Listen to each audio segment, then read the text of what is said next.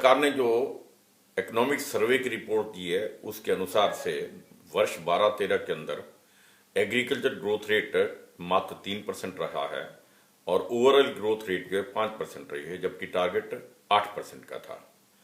यानी आज सरकार के सामने सबसे अहम चुनौती इस बात की थी कि ग्रोथ रेट को फिर से कैसे बढ़ाया जाए।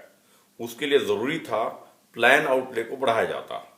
योजना राशि को बढ़ाने की बजाय केवल मात्र 12% बढ़ाया है और उस 12% बढ़ाने के यदि कंपेयर करें इन्फ्लेशन रेट के साथ तो नेग्लिजिबल ग्रोथ है, इसलिए ज्यादा इन्वेस्टमेंट नहीं हो पाएगा।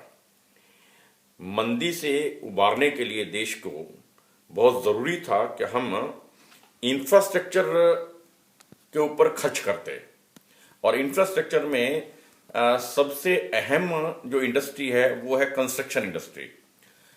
किंतु इन्होंने कंस्ट्रक्शन इंडस्ट्री को बढ़ावा देने की बजाय मार्बल की कीमतें बढ़ा दी, सीमेंट की कीमतें बढ़ा दी, स्टील की कीमतें बढ़ा दी और इन तीनों चीजों पर जो खर्चा आता है वो लगभग कंस्ट्रक्शन का 60% खर्चा आता है मकान के ऊपर। इस कारण से एनकरेज करने के बजाय डिस्करेज किया है कंस्ट्रक्शन इंडस्ट्री को। एक जो और कमेंट मैं करना चाहूंगा वो है ग्रोथ बढ़ाने के लिए एग्जेम्पशन लिमिट जो है इनकम टैक्स की बढ़ानी चाहिए थी।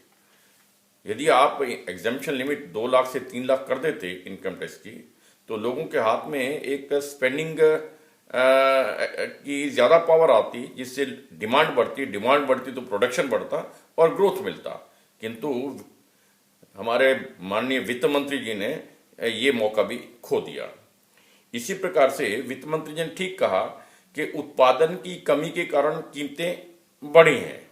जब आप ये मानते हैं उत्पादन की कमी के कारण कीमतें बढ़ी हैं तो आप उत्पादन बढ़ाने की तरफ कदम क्यों नहीं उठाए गए?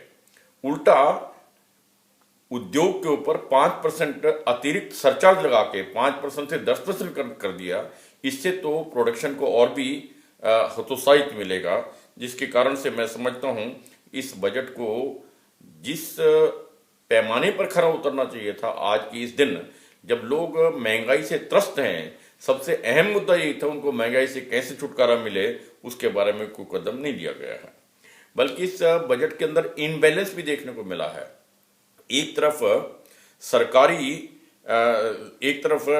डायमंड की कीमतें कम की हैं, कीमती जो कालीन होते हैं उसकी कीमतें कम की हैं, विदेशी चप्पलें और विदेशी कपड़े पर कीमतें कम की हैं, जबकि खाने की चीजें की वस्तुएं उनकी कीमतें बढ़ाई हैं। सीएनजी की कीमत बढ़ गई, पीएनजी की कीमत बढ़ गई और सेट टॉप बॉक्स की कीमत बढ़ गई, मोबाइल की कीमत बढ़ गई।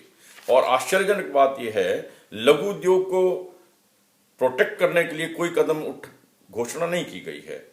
4 करोड़ व्यापारी हैं देश के अंदर, उनके बारे में एक शब्द नहीं बोला गया है। किसान आए दिन आत्महत्या कर रहे हैं, उनको बचाने के लिए इस बजट के अंदर कोई व्यवस्था किसी प्रकार की नहीं की गई।